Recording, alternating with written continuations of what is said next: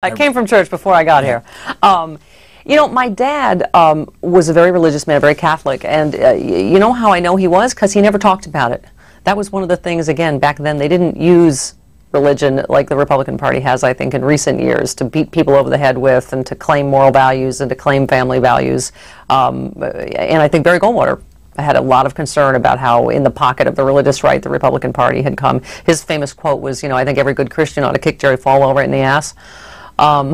So I mean, again, that's the other thing that started to distance me from the Republican Party. I mean, I consider myself religious. I believe in God. I just don't. I think that so many people felt like they had to reclaim their religion before we could reclaim this country, and I think we have. I mean, I think a lot of people did not like the way their religion was being used, and I think Barack Obama, that's part of the reason. He speaks very authentically, I think, about religion. You were quoted as saying that Catholic schools make you raunchy and rebellious. That's true. I'm not sure that's what they had planned. Sister Charles Bronson would probably still beat me with that big Board of Education if she knew how I turned out, but when did I think the statute of limitations has run out. When did you leave New York? Where did you go to college? I went to University of Southern California. Why did you pick that? I got a football scholarship.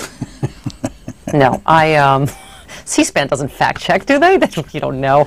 I went to the theater department. They had a great theater department, and as I said, my original plan was to be Carol Burnett, so I thought I was off to a fabulous career in television. And up until this interview, that's been a big disappointment. So what did you do after USC? After USC, I mean, I started doing stand-up and radio. I actually fell into radio right out of college, kind of by accident. And I've been doing radio now, God, 25, 30 years. You still do some stand-up comedy? I still do. You know, I do a lot of speaking. I do speaking and question and answer. It's kind of part stand-up, part political speech.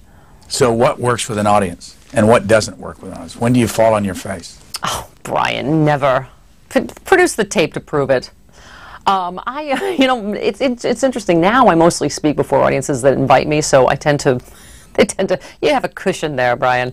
And I do a lot of, like I say, question and answer that's really more just what people are interested in talking about, what issues or things in politics or radio or television or the media that they're interested in.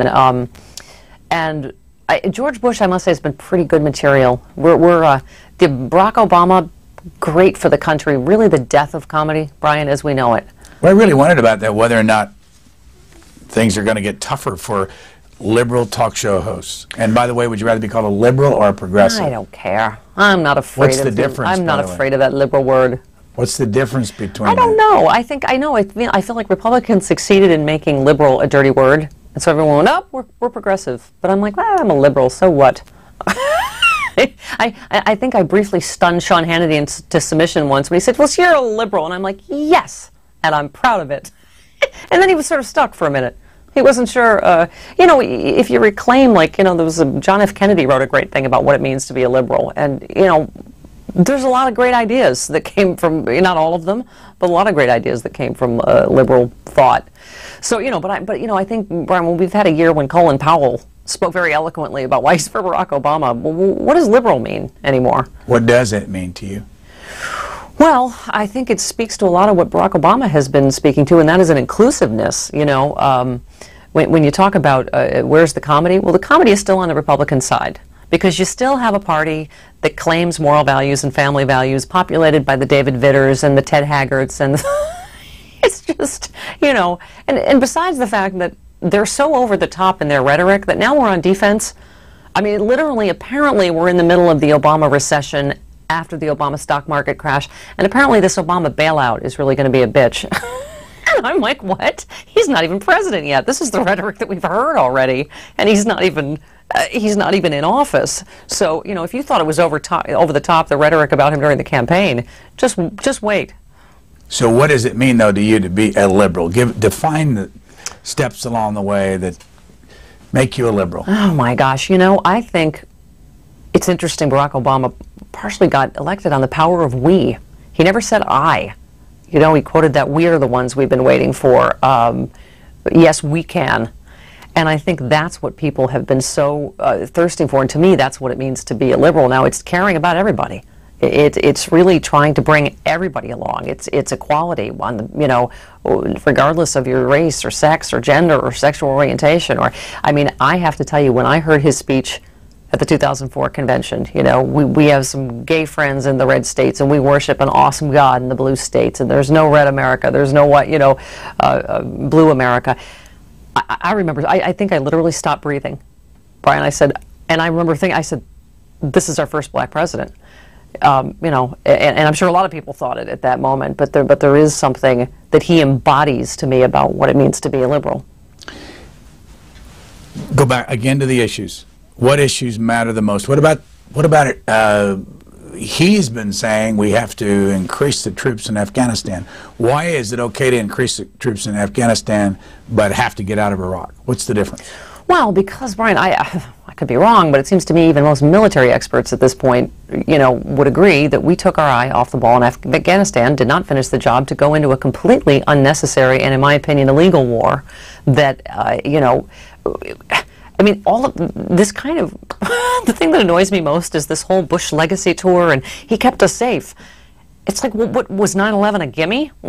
Except for 9/11, which was the worst national security disaster in our history that happened on his watch, despite multiple warnings and presidential briefings, and and the fact that we still didn't get those guys, that Osama bin Laden's still alive, putting out tapes that we literally let him get away in Afghanistan, took our eye off the ball. We're already going into Iraq, which is, in my opinion, a complete disaster. So clearly we have to get out of Iraq. I think everybody agrees that. Again, how or when or what is another debate, but I think Afghanistan it has clearly, we don't have the guys that did this. That it's become a complete drug culture. It's I don't know that I would want to be Barack Obama. I think there was a great cartoon about what's changed. They said it used to be the only job a black man could get is cleaning up after white people. And it's true. I mean, you look at this economy, you look at Iraq and Afghanistan, and it's hard to imagine any president having left a bigger flaming pile of dog poo, politically speaking, for the next president. I remember when George Bush came in, he had campaigned about no nation building, and then we got into Iraq, and then there's been the nation building. When Barack Obama ran and was elected, he campaigned saying, I'm going to be out of Iraq in 16 months. Will you hold him accountable to that if we're there for 32 months? Well, or do these things really matter? You just got rid of George Bush, and now you've got... Oh, I mean, absolutely. I think we should hold President Obama accountable. However, I think he always said we need to get out as carefully as, we got in carelessly. And I think he is correct. It is, like I say, sometimes it sort of stuns me. It's hard to imagine, the breadth of what George Bush hath wrought and has left here, and what it's going to take. I mean, would you want to fix this economy in Iraq? These two giant messes that this administration got us into? So why do you think he wants the job? I don't. It's too late to back out? I don't know. I think that he seems somebody that is, genuinely called to service. And I think he really, I saw a poll the other day. It was like 80% of Americans are optimistic about I mean, first of all, those are really high expectations, but I also think it really is amazing how many people are really rooting for him, that really believe he can do this, and because that's all we have right now is hope. We're all hope mongers now. Let's go back to your career. Must we? Yes, we must. You've been a professional for 20 years at least? Yeah. So when was your first success in anything? I think this is it. Right here, this day? I think sharing this moment with you. Coming out of college, when was your first success? You did. I have to tell you, I wasn't nervous about this interview until someone said, a bunch of people said, Brian Lamb is interviewing you for an hour? They said, but Steph, you have no depth. There's no deep end in that pool. You don't look nervous. Oh boy. It's interesting. I had my own late night show opposite Leno and Letterman in 1995, which was clearly a disastrous failure, or else you probably would have heard of it. Where was it? It was syndicated. It was right after Arsenio and that sort of crop of late night hosts. But I thought it is interesting. Somebody said that one of my best quotes was, "It's amazing how much money you can make failing in this business." Because I've had a few failed TV shows, but I've somehow managed to cobble together a little career of some sort. And I think radio certainly has been the through line, but I have, dabbled in television and, will hopefully do some more. But I think there is a lot of, who knows what the combination of luck and talent and timing and all of that is. What's harder, doing radio or television? Oh boy, I think television, because I had to put fake eyelashes on for this, and that's, there's glue on my eyes, Brian, for you.